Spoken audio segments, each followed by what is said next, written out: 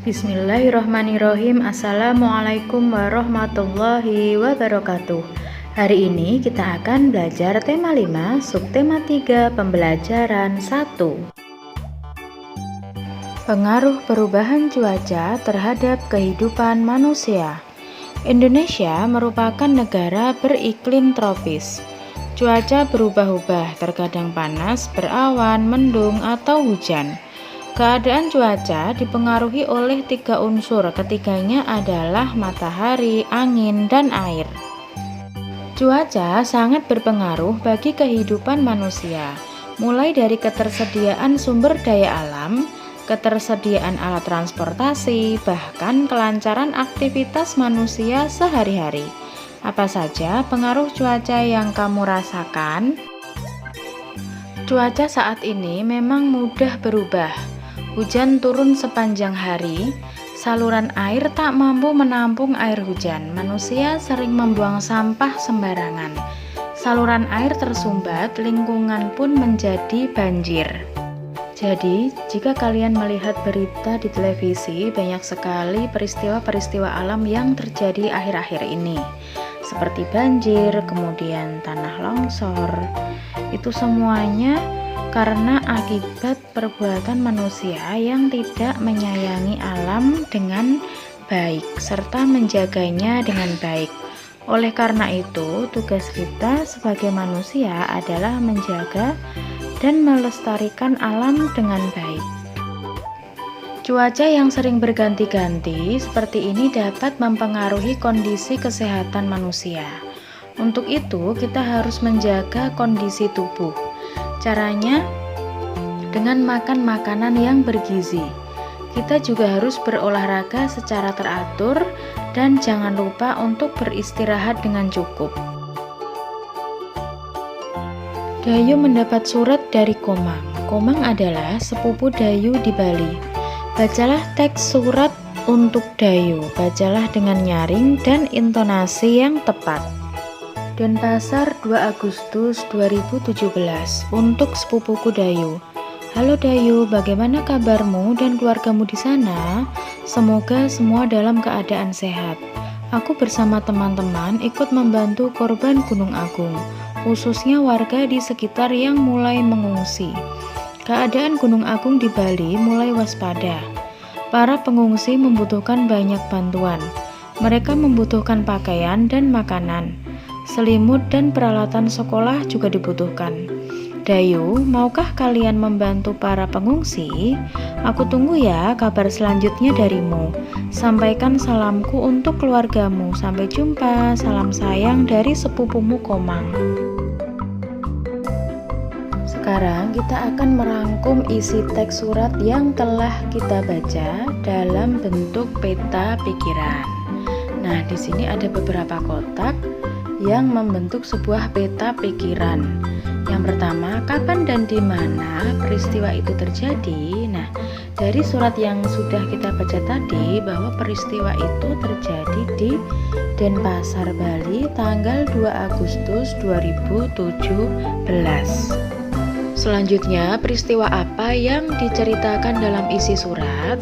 Jadi peristiwa yang diceritakan dalam isi surat adalah warga sekitar Gunung Agung mengungsi. Selanjutnya, mengapa peristiwa itu terjadi? Jadi peristiwa pengungsian itu terjadi karena keadaan Gunung Agung di Bali mulai waspada. Selanjutnya, siapa yang mengalami peristiwa itu? Jadi yang mengalami peristiwa tersebut adalah Komang, sepupu Dayu. Yang terakhir, bagaimana menanggulangi peristiwa tersebut? Jadi untuk menanggulangi peristiwa tersebut, di dalam surat diceritakan bahwa para pengungsi itu membutuhkan pakaian dan juga makanan serta alat sekolah. Amatilah gambar di bawah ini, kemudian kelompokkanlah berdasarkan keadaan cuaca yang sama.